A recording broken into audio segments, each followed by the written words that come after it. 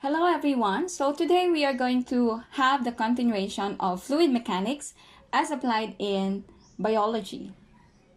So this is part 2 of our lesson in fluid mechanics, wherein we are going to discuss the pressure in human body, then the pressure changes, and we will also discuss the flow rate and then the Poiseuille's equation. Okay, so let's start.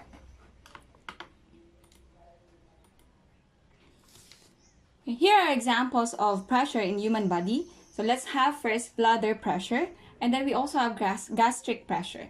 Now, in the bladder pressure, the pressure inside or the gauge pressure in the bladder is 0 if it's empty.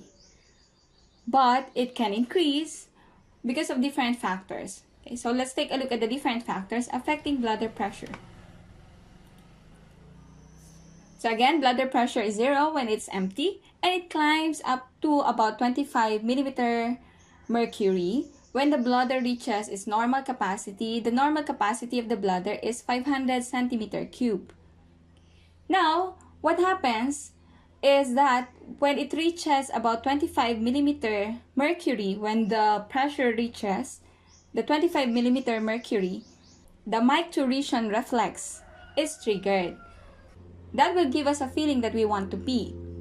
If you will observe pregnant women, mas madalas silang maihi or umihi because they experience an increase in the bladder pressure due to the weight of the fetus. So the micturition reflex is always triggered because of the bladder pressure around 25 millimeter mercury. Okay? And the capacity also for the bladder of a pregnant woman decreases. Okay? So that's the reason behind it. And then also, you can observe if you have cough, para ka ring mabilis maihi because coughing, straining, sitting up, even tight clothes, or nervousness, or stress can increase the bladder pressure and it can trigger the micturition reflex. Okay? So that's the reason behind it. Okay, now let's talk about pressure in the gastrointestinal system. Pressures in the gastrointestinal system are increased by swallowed air or by flatus produced by bacterial action, and it may cause cramps. Now, if you will observe also, pag may baby sa bahay, lagi tayong merong mansanilya or anything which can help the baby na matanggal yung kabag or stomach cramps or gas inside the stomach. Now, it is because a baby has a tendency when he or she is battlefield, mas mataas yung tendency that he or she might swallow air. So when he or she swallowed air, that means it can increase the pressure in the gastrointestinal system and it may cause cramps. Okay? So another reason for cramps caused by an increase in the pressure in the gastrointestinal system is by the production of or by the bacterial action in the stomach. Take note also that the stomach is elastic. Then pressure can increase gradually. Then if we are very full, or the stomach is overfilled, the pressure is large. And then it adjusts. For example, if it adjusts with our eating habits.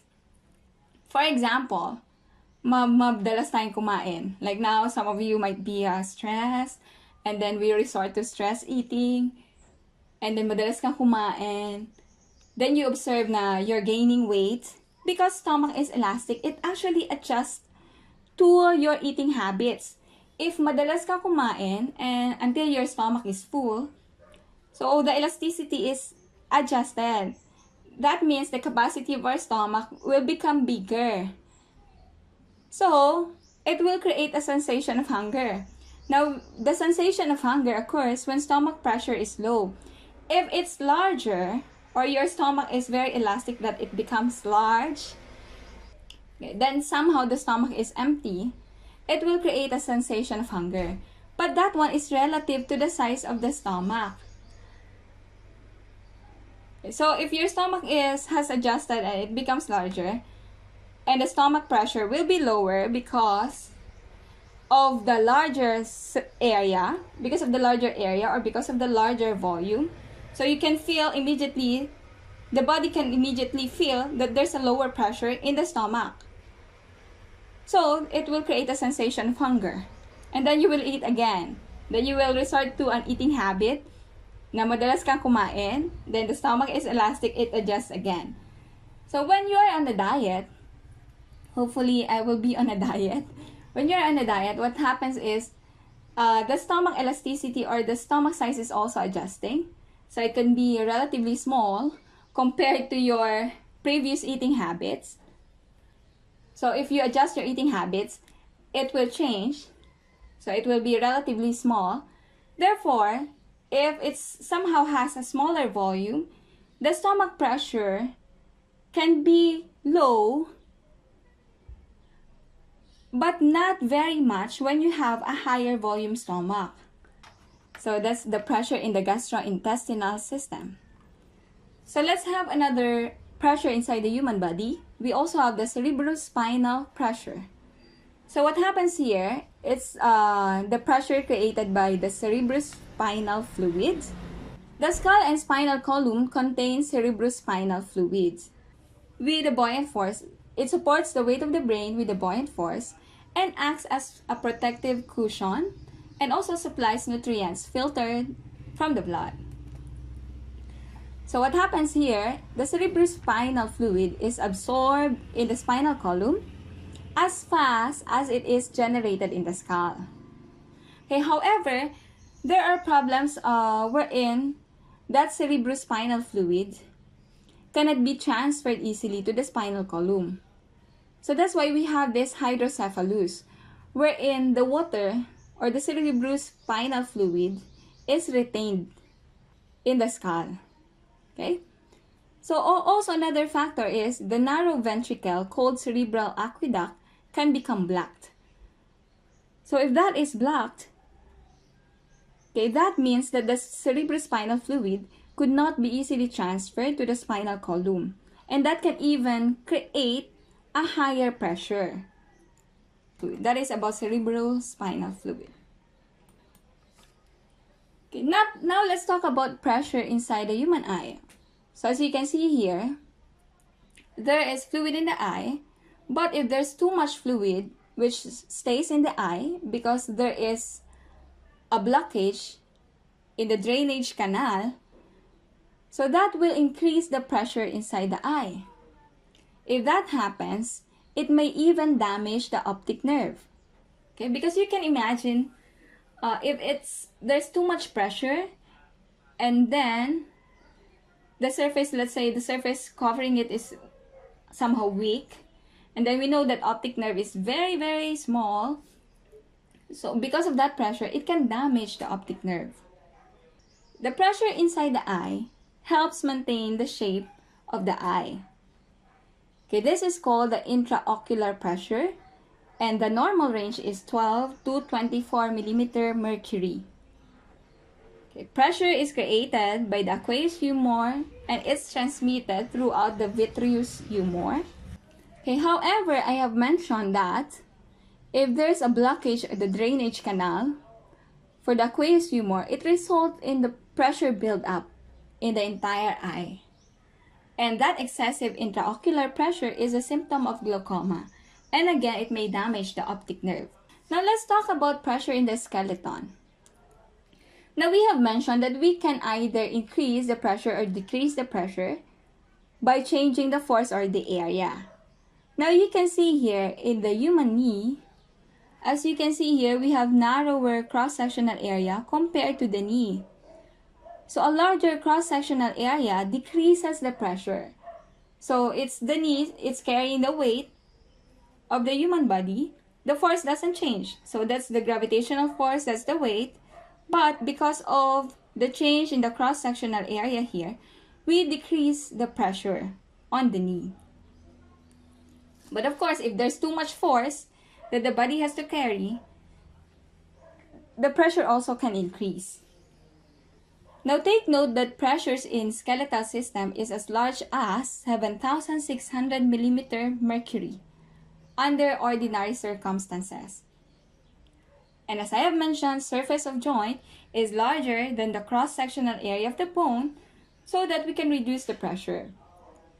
If you can observe also in your fingers, the side where we grip that has larger surface area, so that there will be not much pressure and we will not be hurt that much.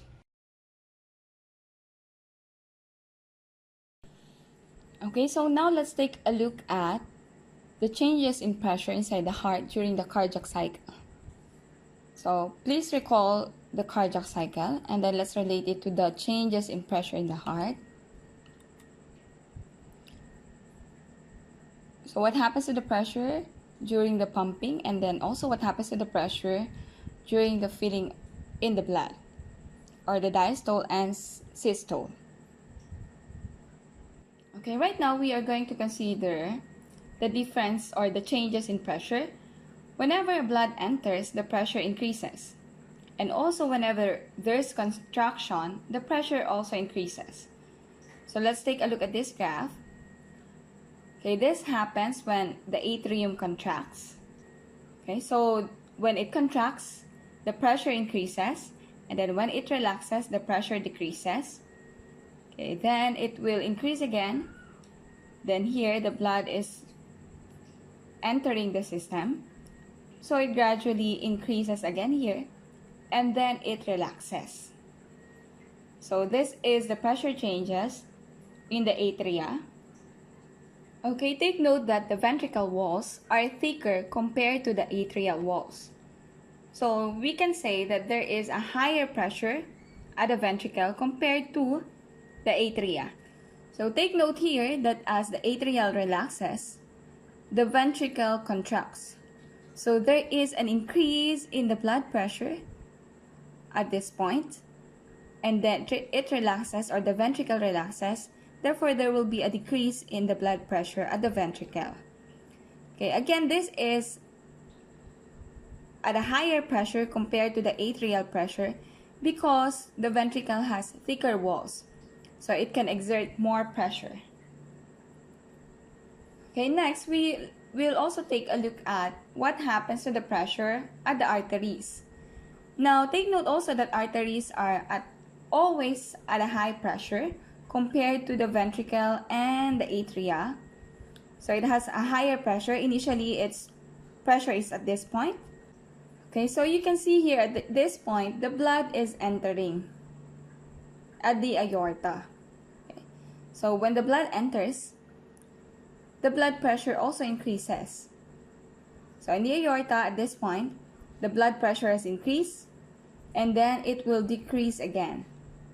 So those are the changes in pressure in the atria, ventricle, and also in the aorta.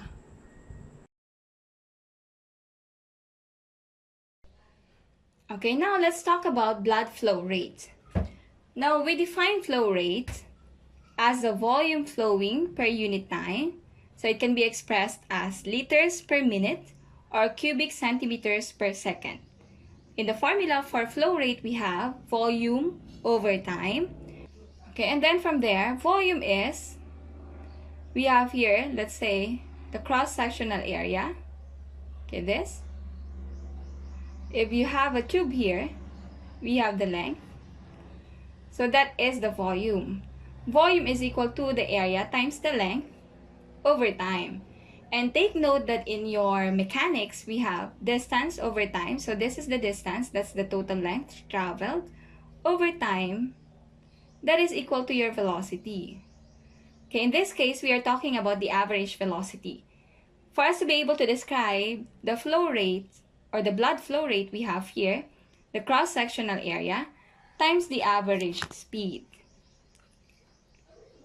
Okay, next. We also have blood velocities and how it changed during branching. Most changes in the average blood velocity, other than those produced by the heart, are due to the changes in the total cross-sectional area of the system during the branching. Okay, so I will show you this illustration. Now you can see here from the aorta to the arteries, and then to the arterioles, and then you have here capillaries. So this is what we know as branching. And then we have the venules, and then the veins, and then up to the vena cava. So you can see that there are changes in the blood velocity. Okay, take note since we have in the formula F is equal to area times the velocity, velocity is inversely related to the cross-sectional area. Okay, let me write the formula again. We have F is equal to A V. So you can see here, let's derive for the velocity, it's flow rate divided by the area. So we can say that the velocity is inversely proportional to the cross-sectional area. The greater the cross-sectional area, the slower is the velocity of the blood. Branching of blood vessels slows down the velocity. I'll explain later why. And then veins coming together increases the velocity. Now let's take a look at this again. Now you can see here the differences or the changes in the cross-sectional area. But I want you to focus on the total cross-sectional area. So what happens here at this point, okay, we have an increased total cross-sectional area compared to this point. So if you're going to compare the flow rate from the aorta or the arteries to the capillaries, so what happens to the flow rate? Since there's an increase in the cross-sectional area, the velocity will slow down. Okay? So again, we are talking about the total cross-sectional area. If we are going to compare the cross-sectional area in the capillary bed to the cross-sectional area of total cross-sectional area of the arterioles and arteries, this one has larger total cross-sectional area. So let me show you the graph on what happens to the velocity. Okay, so you can see here again, the cross-sectional area is lower. The total cross-sectional area is lower at the elastic arteries, muscular arteries, and then it starts to increase at the arterioles. But the highest total cross-sectional area is found in the capillary bed or in the capillaries. Then it decreases again. So because from the branching, it will be connected again at this point. Okay? So the total cross-sectional area decreases again. But what happens to the flow of the blood? So you can see here that the blood flow, since the area here is low or smaller, the blood flow is higher at the elastic arteries, but it slows down as the cross-sectional area increases until it reaches this point, where the total cross-sectional area is highest, the blood flow rate is the lowest at this point. Then it will start to increase again. Okay? So take note again that that is guided by the formula F is equal to AV. Okay, where if flow rate is constant, take note also that the flow rate here should be the same as the flow rate at these points, and then the same as the flow rate at this point. So the flow rate is constant. If this is constant, we can also say, if that is constant, we can again say that velocity is inversely proportional to the area. The higher the cross-sectional area, the lower is the velocity of the blood. Okay, take note that resistance in the system causes pressure to drop as blood flows around the system. Then for both laminar and tubular flow, pressure drop is equivalent to this. So pressure drop, that's P1. Pressure drop, that's P1, pressure at the entrance. Then P2, pressure at the exit, is equal to the flow rate times the resistance. The higher the resistance is, the higher is the pressure drop. It's not just the pressure, but we are talking about the difference in the pressure. It can also be positive or negative depending on where the higher pressure is located. For example, if it's positive, that means pressure at the entrance is higher compared to the pressure at the exit. But if it's negative, that means the pressure at the exit is higher compared to the pressure at the entrance. Okay? So again, that's equivalent to flow rate times R. But what are the different factors affecting the resistance? Resistance to flow is caused by friction between the fluid and the tube. And then of course, friction within the fluid itself. The fluids, the different layers of the fluid, they also have friction. So when we, let's define some terms. When we talk about laminar flow, that means it's smooth and quiet flow. But if we have turbulent flow, it has eddies, it has swirls, and it has ripples. Now let's talk about the different factors affecting the resistance by the Poisuille's equation. He discovered that for laminar flow of an incompressible fluid, fluid resistance depends on the length of the tube, the radius, and the viscosity of the fluid. And he has this equation, Poisuille's law. We have the resistance equals 8 times the viscosity times the length, and then we also have the radius. Okay, let's have them one by one. If you have a smaller L here, then you compare it to the longer, having the same radius, to one with longer length, the resistance is higher if you have to travel a longer distance, because there will be more friction present if you will travel a longer distance. So they are directly proportional. The length and the resistance, they are directly proportional to one another. Now, if we talk about viscosity, viscosity is a measure of friction within the fluid. The larger viscosity, that means you have a thicker fluid. Now, let's compare a viscous fluid, let's say the condensada, and then the evap. The condensata is a thicker fluid, so it has larger viscosity. Okay? So viscosity also affects the resistance. The higher the viscosity is, that means the higher the friction within the fluid, that means there will be greater resistance to the flow.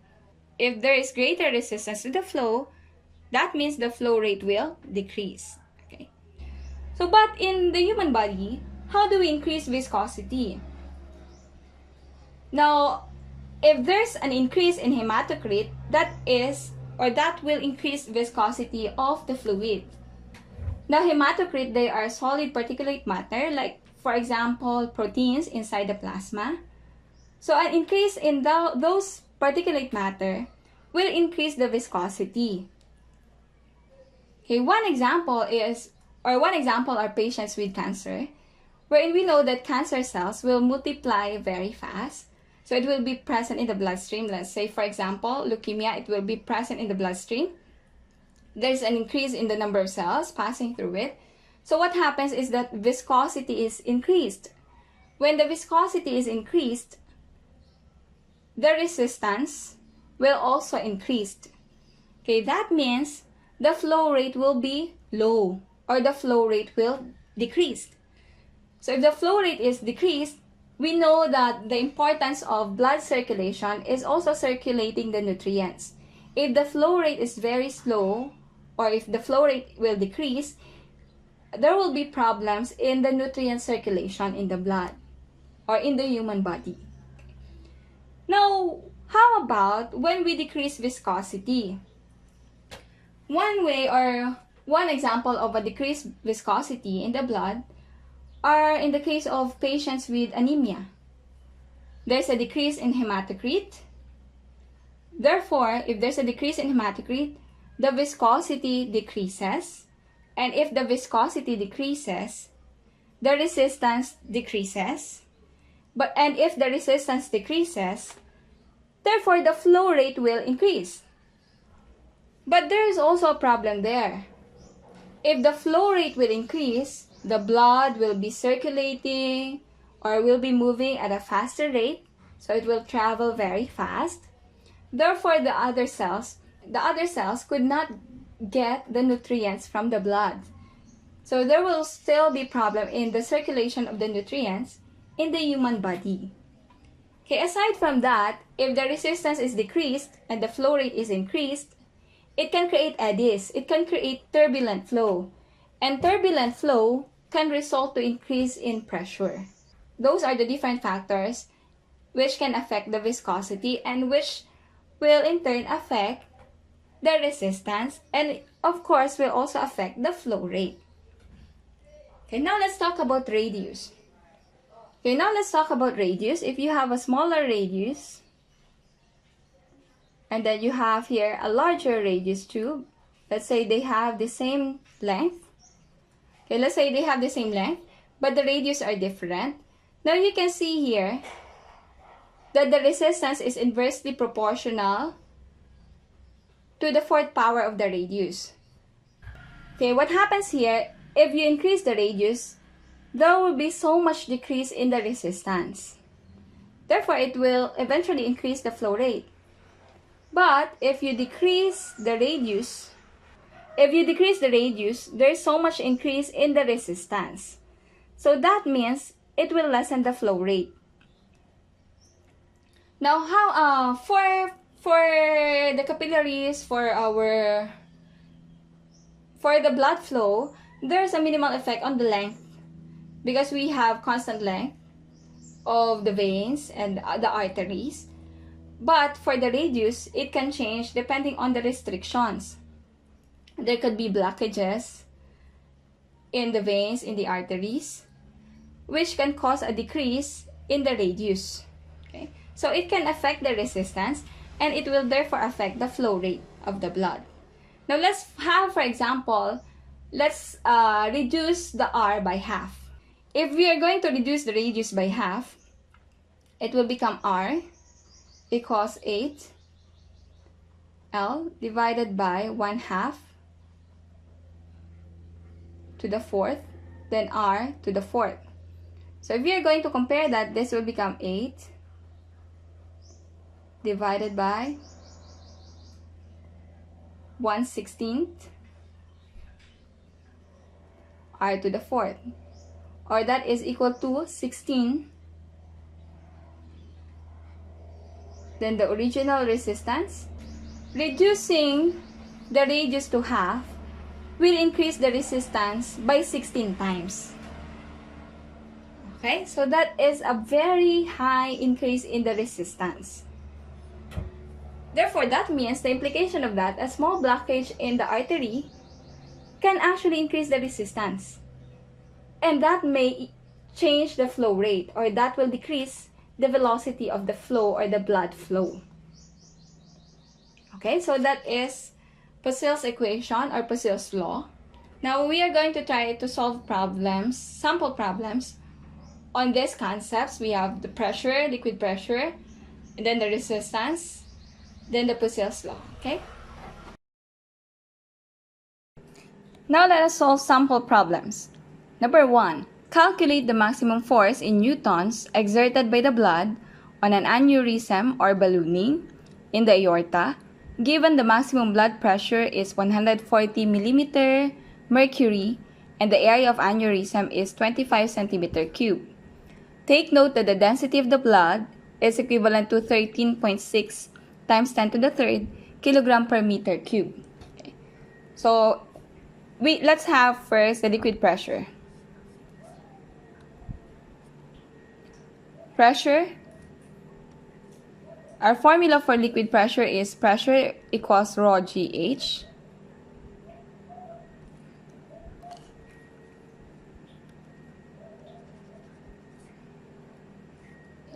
Our formula for liquid pressure is pressure equals rho GH, wherein rho is the density, so the density of the blood is 13.6 times 10 to the third.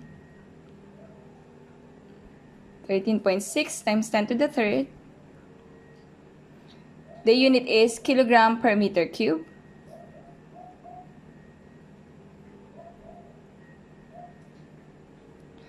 And then the acceleration due to gravity is 9.8 meter per second squared.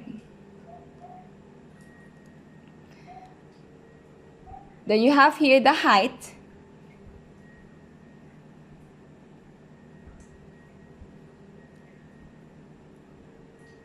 The height is 140 millimeter mercury.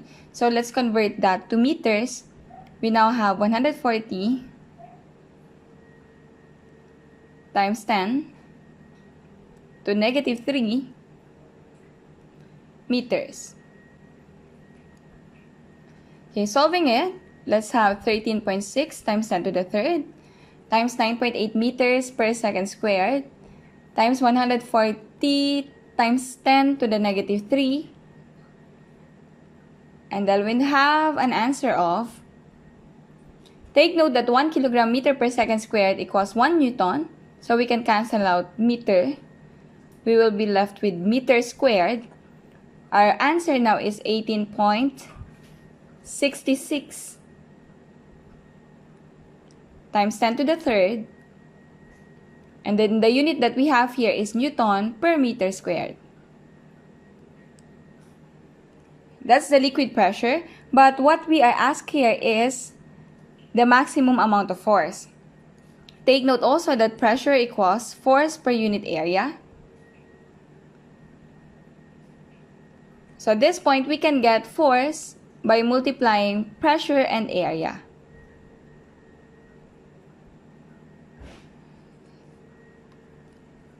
Let's continue. Okay, so we now have, the given is 25 centimeters squared. So we have to convert that to meter squared. Let's do the conversion first. We have 25 centimeters squared. Let's convert that to meter squared. Take note that the conversion factor that we have here, we have 1 centimeter is equivalent to 10 to the negative 2 meters. But we have to square both sides. Okay, but we have to square both. So there, that will become 25. Okay, so let's convert the area first. We have 25. Okay, we have here 25 centimeters squared. We have to convert that to meter squared. So take note that the conversion is 1 centimeter is equivalent to 10 to the negative 2 meter. Then square it. So you now have 25 centimeters squared. Then negative 2 times 2, that's 10 to the negative 4 meters squared, equivalent to 1 centimeter squared. Therefore, we can cancel out centimeter squared here. And then we can proceed to the calculation. 25 centimeters squared is equivalent to 25 centimeters squared is equivalent to 25 times 10 to negative 4 meters squared. Let's continue to solve for the force we now have here. Force is equivalent to pressure times the area. The pressure that we solved earlier is equivalent to 18.66 times 10 to the third Newton per meter squared. And now we have an expression of area in meter squared.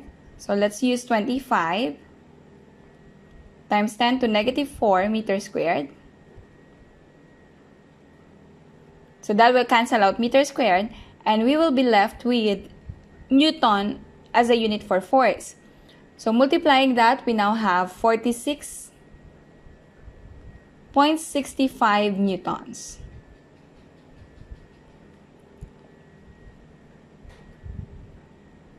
Okay, so this is our answer for number 1.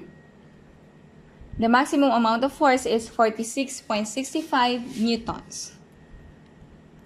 Okay, let's have the second item. If the flow rate through a tube is originally 50 centimeter cube per second, calculate the net flow rate if the pressure difference doubles, B, viscosity of the fluid doubles, C, length of the tube doubles, and then lastly D, radius of the tube doubles. So let's have A first. Okay, let's have A first.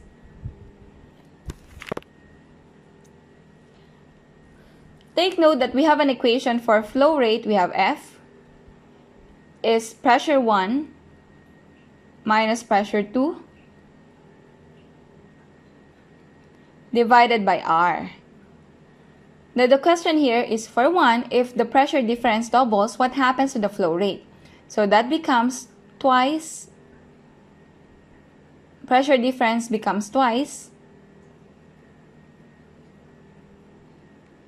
So that means the final flow rate now is equivalent to twice the original flow rate when you double the pressure difference. Okay.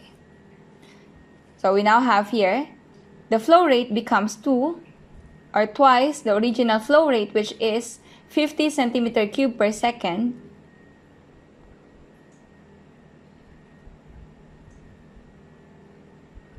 Therefore, that becomes 100 centimeter cube per second.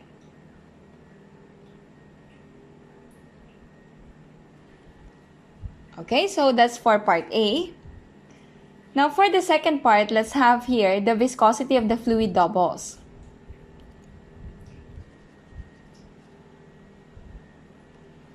Okay, for letter B, what if the viscosity of the fluid doubles? Take note that we have R. We have a formula R equals 8 times the viscosity times the length divided by R to the 4th. So what happens if the viscosity doubles? You can see here that the resistance also doubles. So that is the new R equals 8 times twice the viscosity times the length divided by R to the 4th. Since the viscosity is directly proportional to the R, multiplying the viscosity by 2 will also double the resistance. So we now have the resistance is twice the original resistance. If that is the case, let's take a look at the new flow rate. Flow rate equals P1. There's no change in the difference in pressures, so P1 minus P2, but there's a change in the resistance. The resistance now becomes twice the original resistance. So you can see here that the flow rate, the new flow rate, is half of the original flow rate. And in the problem, the original flow rate is equivalent to 50 centimeter cube per second. So that will become 25 centimeter cube per second. Okay, so that's our answer for letter B. How about letter C?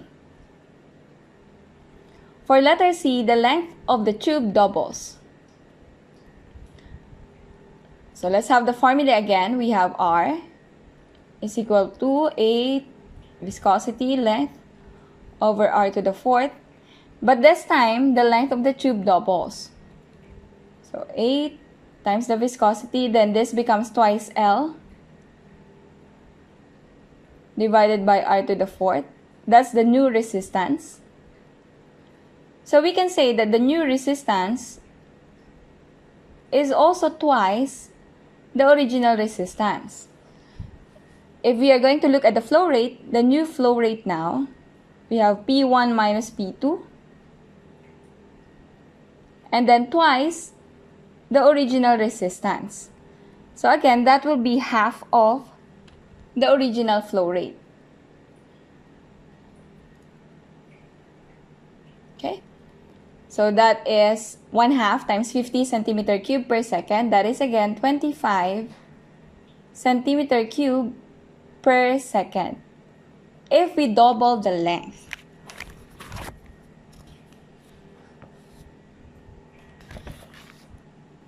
For the next part, for letter D, this time, the radius of the tube doubles. So let's take a look at what will happen. So the radius is again 8 times the viscosity times L over R to the 4th. Now the new radius or the new resistance will become 8 viscosity times L. And then what happens to the radius is,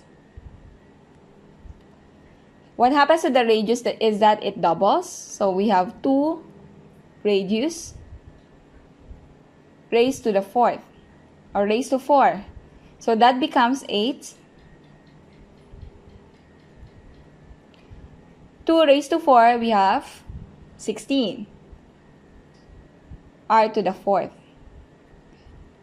So the resistance now is 1/16 of the original resistance. Okay, based on the formula, this one is the original. but we multiply that by 1 over 16. Okay, so we have 1 over 16 times the original resistance. Therefore, for the change in the flow rate, we have flow rate is P1 minus P2. Again, there's no change in the difference in pressure. So we now have, for the resistance, it becomes 1 over 16R. Since the radius is increased, the resistance was lessened. But it was lessened very much. So that becomes 16 times P1 minus P2 over the original R, or the flow rate now becomes 16 times the original flow rate. So let's solve. We have 16 times the original is 50 centimeter cube per second. So that becomes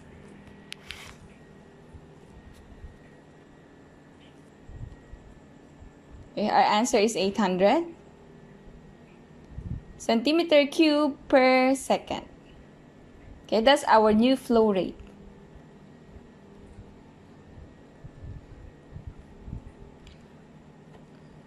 When a person eats a large meal, blood flow in the digestive system is increased by dilating blood vessels, supplying the system. By what factor must the flow regulating vessels dilate to increase the flow from 1 liter per minute to 5 liters per minute? So let's try to solve this one. Now you can see here that the change is the flow rate. 1 liter per minute to 5 liter per minute, that means 5 times the original flow rate. So let's recall the flow rate is equivalent to P1 minus P2 over R.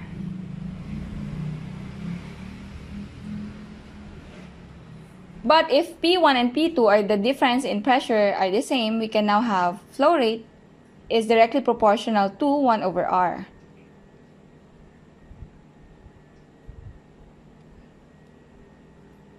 So we have P1 and P2 as constant values.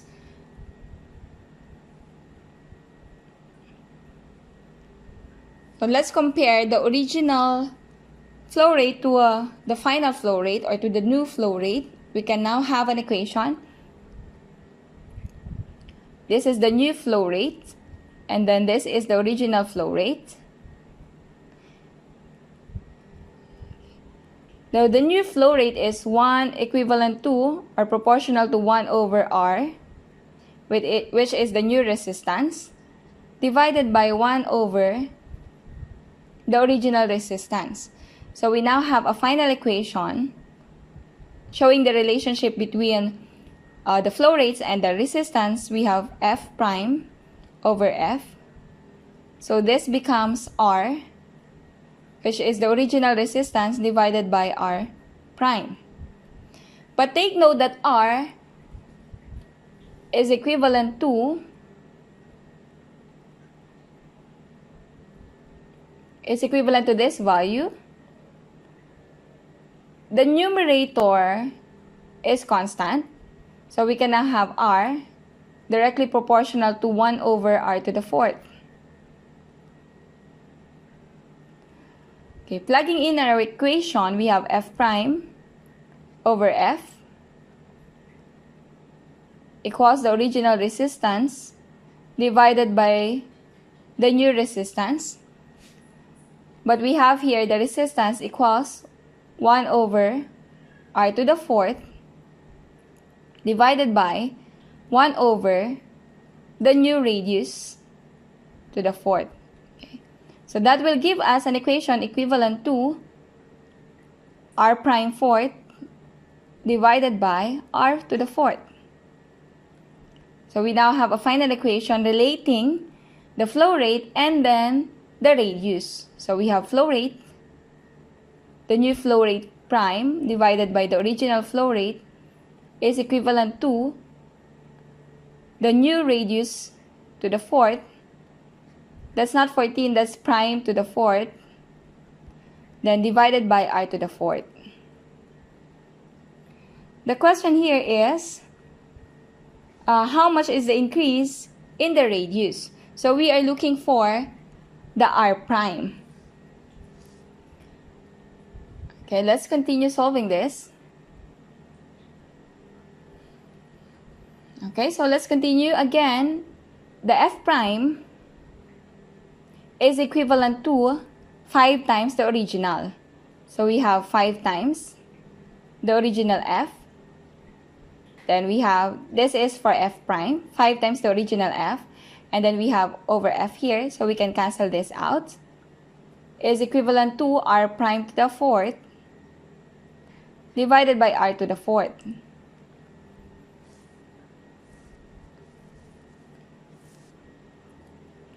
Okay, we can get their roots.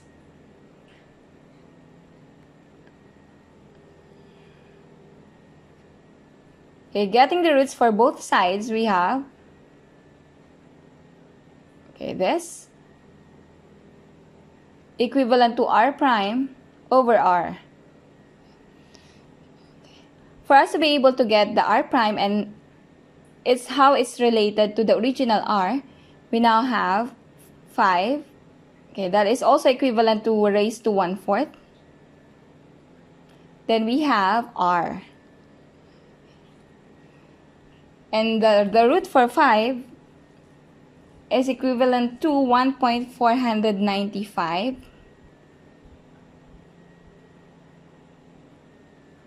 Okay, r.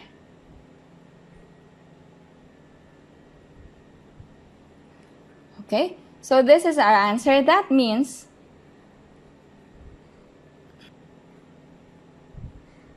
this is our answer. That means that the radius should be increased by 1.495 for us to have a flow rate which is 5 times the original flow rate. Okay, so that's our solution for number 3.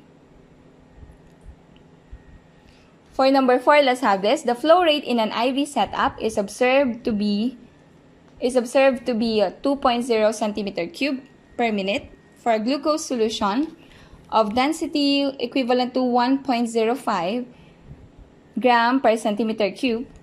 Then the surface of the solution is a height of 1.0 meters above the entrance of the needle. If the height is increased to 1.5 meters, what is the net flow rate? Note also that the blood pressure remains 8.0 millimeter mercury. Now for the blood pressure, that means that's P2 because it's where the exit pressure is. So that's P2, 8.0 millimeter mercury.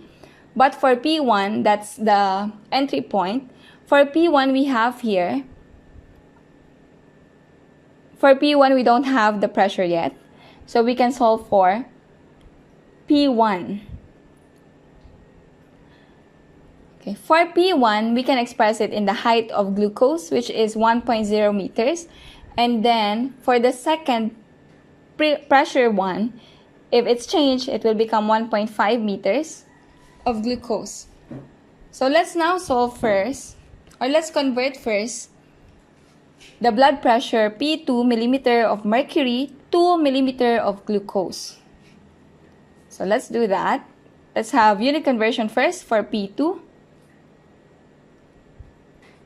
Okay, we have P2 is equivalent to raw GH. So we have here glucose and then the height of glucose. So we are just going to convert it to the height of mercury. Or we are going to convert the height of mercury to height of glucose. Right there. So they have different densities, but we have the same g, or acceleration due to gravity. So we can cancel this out since they are the same, but the densities are different. We can now have the density of the glucose and the height of the glucose equals the density of the mercury, then the height of the mercury. If we are after the height of the glucose, it's just height of the glucose because the density of the mercury divided by the density of the glucose multiplied by the height of the mercury. So let's plug in the values. We have the density of mercury, it's a constant. So it's just given 13.6 gram per centimeter cube. That's 13.6 gram per centimeter cube. Then we have the density of the glucose. It's 1.05 gram per centimeter cube.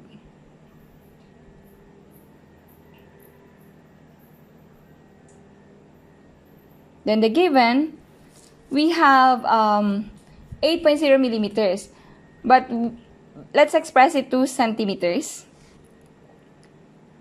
So 8.0 millimeters, we have 10 millimeters in 1 centimeter. We just multiply or divide this one by 10. So that will give us 0.8 centimeters. Therefore, we can now express the pressure in centimeter of glucose.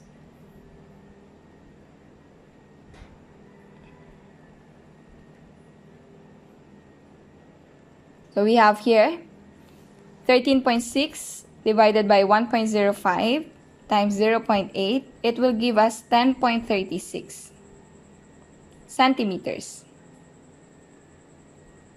Okay, there.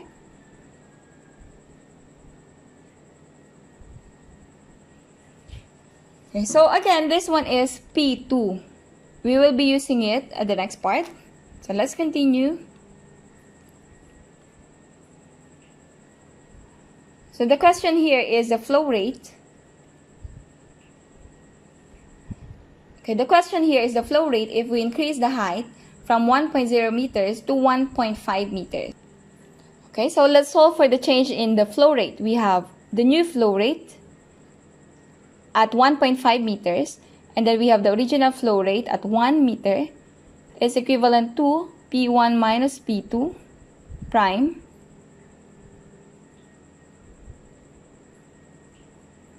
divided by the resistance prime. Then you have here P1 minus P2 divided by the resistance. But take note that there are no changes in the length, in the viscosity, and in the radius. So it will be the same. We can cancel out R prime and R since they are the same. And then take note also that P2 and P2 prime, they are the same. So let's now solve for F prime. F prime is equivalent to P1 prime minus P2 prime divided by P1 minus P2 multiplied by the original flow rate. So our pressure 1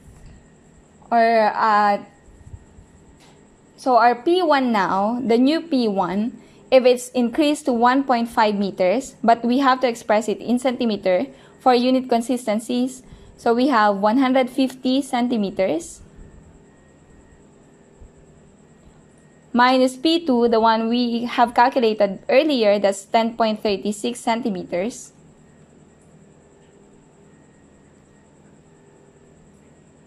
Divided by, the original height is 1 meter, so that's 100 centimeters. Minus same P2, it's 10.36 centimeters.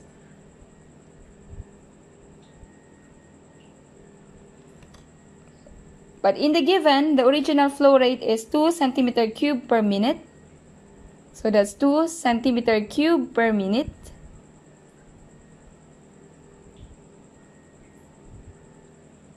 Okay, solving this one, we have 150 minus 10.36 divided by 100 minus 10.36 times 2 centimeter cube per minute.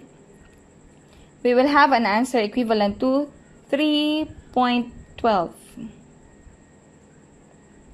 centimeter cube per minute.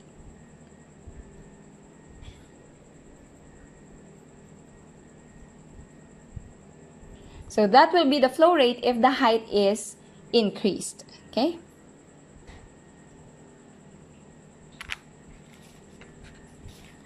Okay, next question.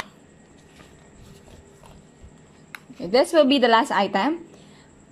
The average speed of a liquid in a tube of radius 2.0 centimeters is 50 centimeters per second. Calculate the flow rate. Now, if the tube narrows to a radius of 1.0 centimeter, as in a venturi, what is the new average speed of the fluid? Okay, let's solve first for the flow rate.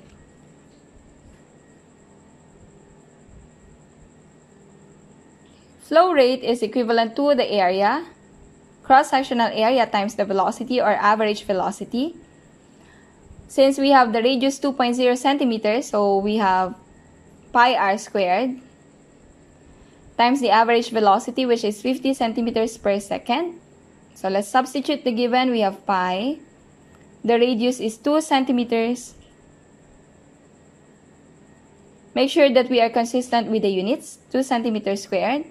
And then the average speed is 50 centimeters per second.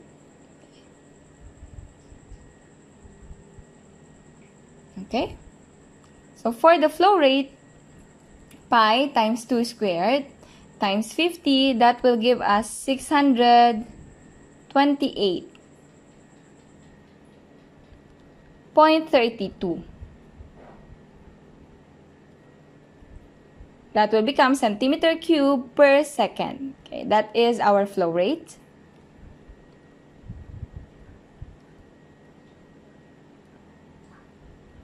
The next question here is, what is the new average speed of the liquid?